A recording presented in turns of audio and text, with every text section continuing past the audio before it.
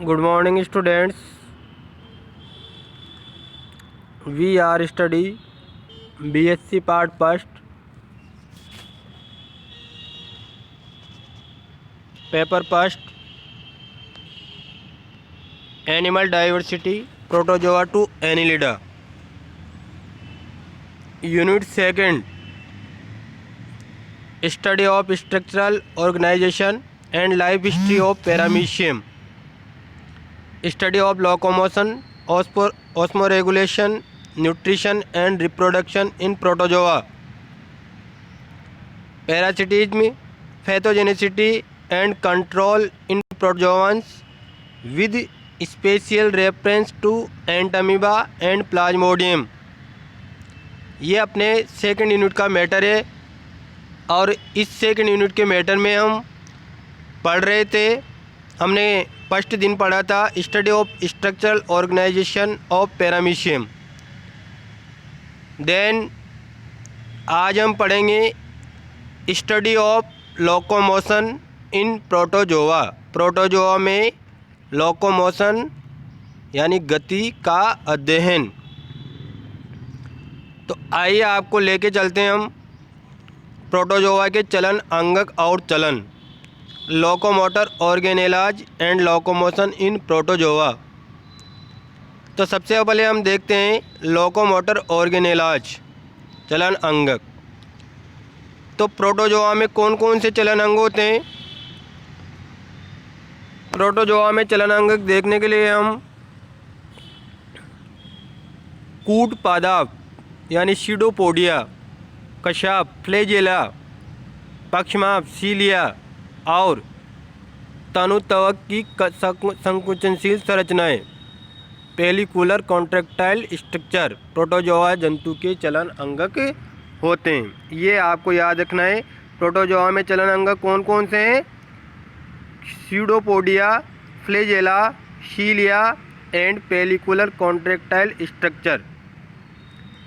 सबसे पहले हम देखते हैं, वैसे अंगों के बारे में सिलेबस में नहीं है लेकिन अपन मेन पढ़ लेते हैं फिर भी, ठीक है ना। सीडोपोडिया, कूट पादाप, कोशिका द्रव्य के धारावाही प्रवाह से बनने वाली ये अस्थायी संरचनाएं होती है, अस्थायी संरचनाएं, ठीक है। सार्कोडीना इनकी सहायता से ही गति करते हैं। कूट पादाप किस में पाए जाते हैं? सार्कोडीना वर्ग के जंतुओं में।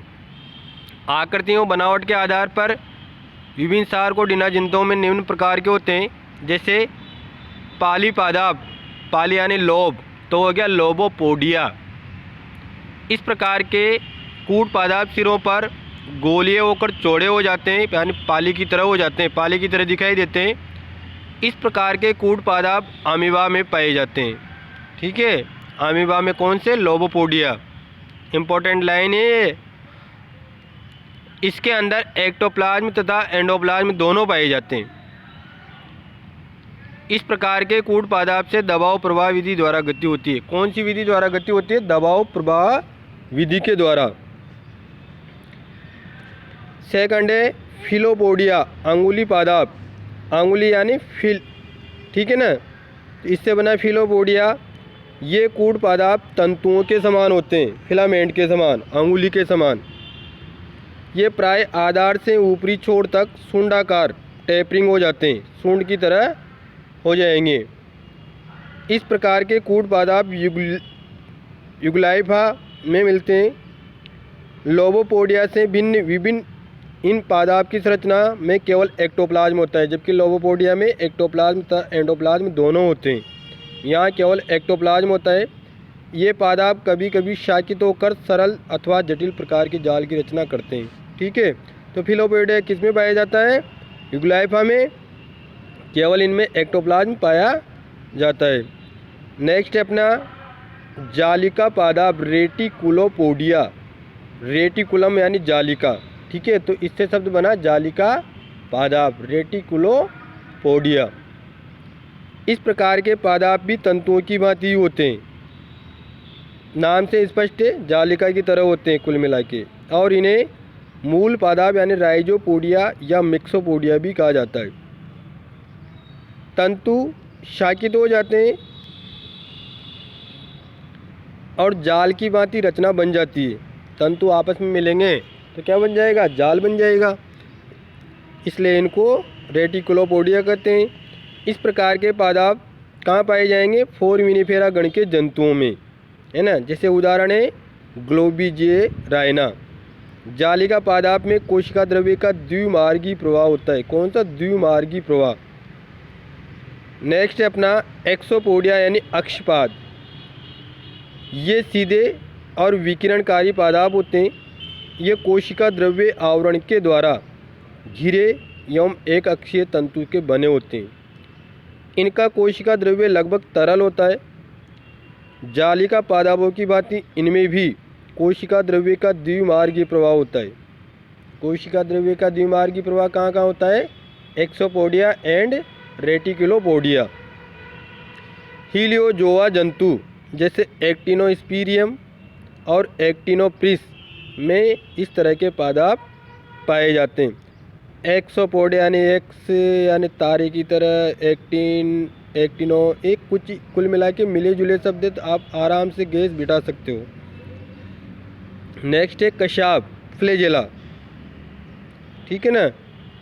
तो फ्लेजेला किस किस में पाया जाता है, यूग्लिना, ट्रिपेनोसोमा इत्यादि प्रोटोजोआ जंतुओं में चलन अंगक फ्लेजिला होता है। कशाब कोशिका की सतह से दागों की भांति निकलता है। एक प्रारूपी कशाब की संरचना में एक लंबा कांड यानी शाफ्ट होता है और एक एक्सोनिम होता है, अक्षसूत्र होता है। ये एक आवरण के द्वारा घिरे रहते हैं। एक्सोनिम के अंदर लंबे व युग्मित परिधीय तंतु होते हैं जो एक लंबे बेलन को बनाते हैं। परिधीय तंतुओं से बने बेलन में बीचों बीच एक झिल्लीमय आवरण से घिरे दो लंबे केंद्रीय तंतु होते हैं। प्रत्येक परिधीय तंतु में छोटी छोटी भुजाओं की दो पंक्तियां होती है। एक्सोनिम आधार पर एक कणिका में समाप्त हो जाता है। इस कणिका को बोलते हैं ब्लेफेरोप्लास्ट या आधारी कणिका, बेसल ग्रेन्यूल्स या काइनेटोसोम। काइनेटोसोम ही वह बिंदु है जहाँ से कशाब उत्पन्न होता है। ये 9 परिधीय उपतंतुओं में निर्मित एक बेलनाकार रचना होती है। क्योंकि ब्लेफेरोप्लास्ट और तारक केंद्र की रचना समान होती है, अतः ब्लेफेरोप्लास्ट की उत्पत्ति किससे मानी जाती है, तारक केंद्र से, सेंट्रोसोम से, ठीक है। एक्सोनिम के तंतु एक तरल मात्र द्रव्य में धसे रहते हैं।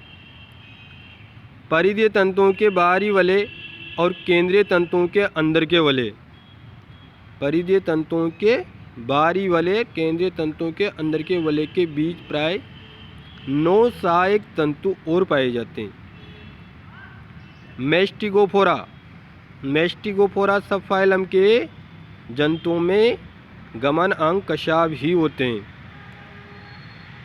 इनको मेस्टिगोनिम भी कहते हैं, जो बाहरी आवरण से पार्श्व में निकले होते हैं। मेस्टिगोफोरा जंतुओं में कशाबों की संख्या और उनकी व्यवस्था भिन्न भिन्न होती है। कशाब 1 से 8 तक या इससे भी अधिक हो सकते हैं। मुक्तजीवी जातियों में प्राय 1 या 2 कशाब होते हैं, जबकि परजीवी जातियों में इनकी संख्या अधिक हो सकती है।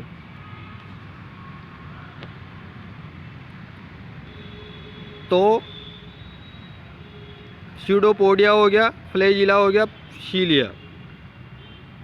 शीलिएटा जो सब फाइलम है उसके जंतुओं में गमन अंग शीलिया ही पाए जाते हैं। पक्षमाप की संरचना कशाब के समान होती है। ये अत्यंत गतिशील छोटे एक्टोप्लाज्मी प्रवर्ध होते हैं, ठीक है। अत्यंत गतिशील छोटे छोटे एक्टोप्लाज्मी प्रवर्ध होते हैं, यानी एक्टोप्लाज्म से ही बने होते हैं। पक्षमाप के आधार पर एक मोटी संरचना होती है जिसे आधारी कणिका या आधारी इकाई या ब्लेफेरोप्लास्ट कहते हैं। ये कशाब में भी यही था। ये एक नली की भांति संरचना होती है और परिधीय तंतुओं के आरंभिक शिरों द्वारा इसका निर्माण होता है।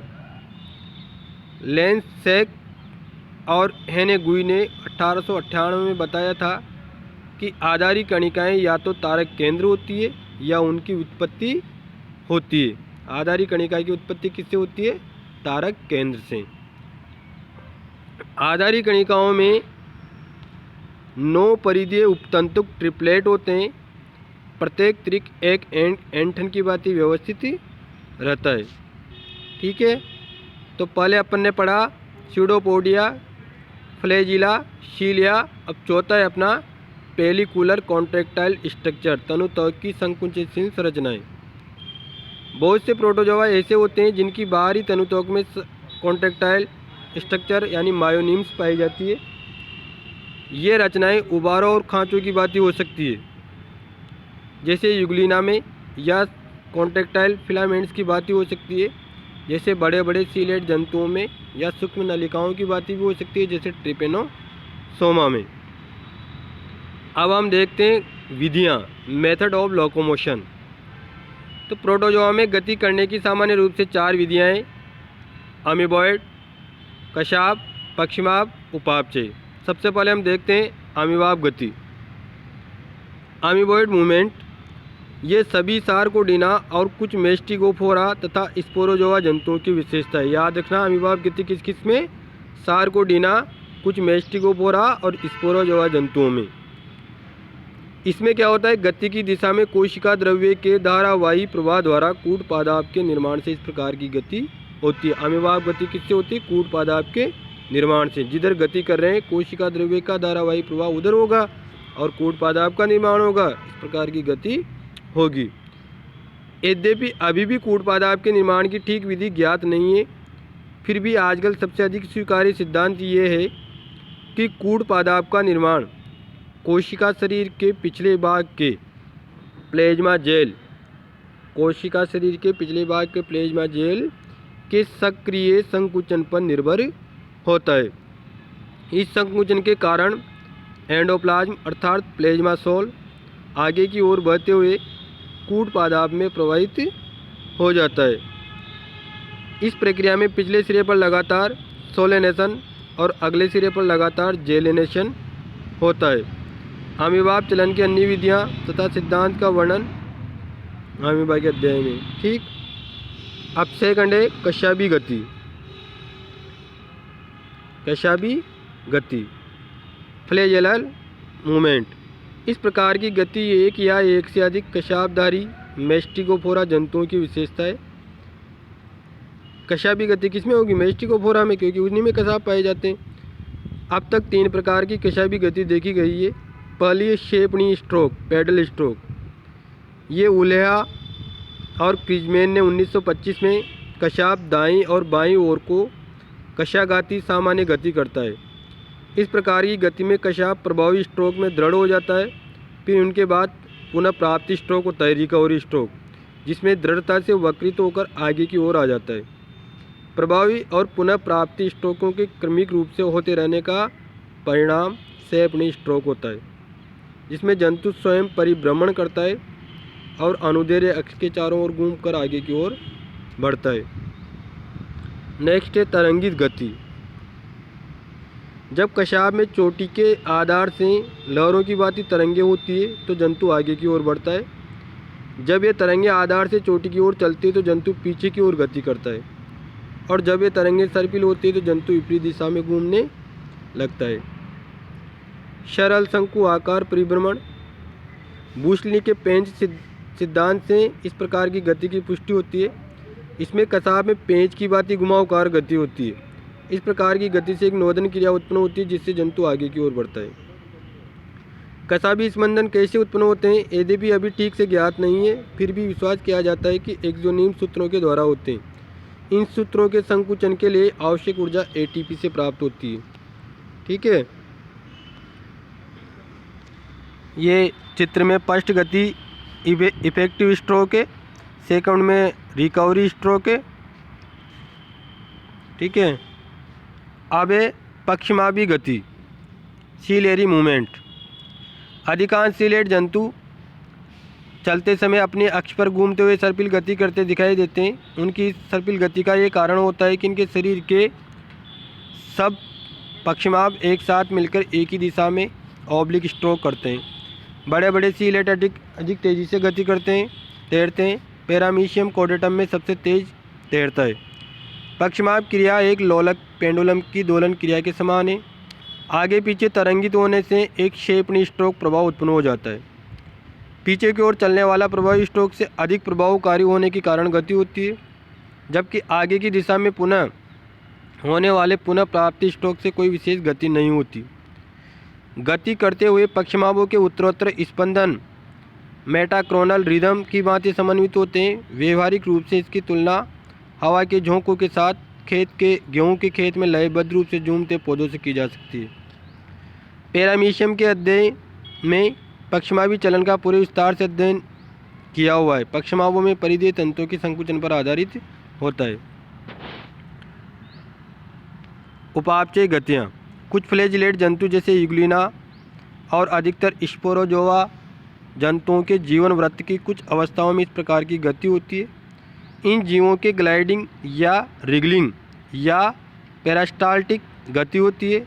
इन जंतुओं की तनुतक भित्तियों में होने वाले संकुचन से सूक्ष्म नलिकाओं के कारण इस प्रकार की गति उत्पन्न होती है। क्योंकि इस प्रकार की गतियाँ अधिकांश ग्रीगेरायरन एनिमल्स में होती है, इसलिए इसे ग्रीगेरायरन गतियाँ भी कहते हैं। उपापचय गतियों को क्या कहते हैं? ग्रीगेरायरन गतियाँ। ठीक, इस प्रकार लोकोमोशन इन प्रोटोजोआ खत्म होता है। धन्यवाद।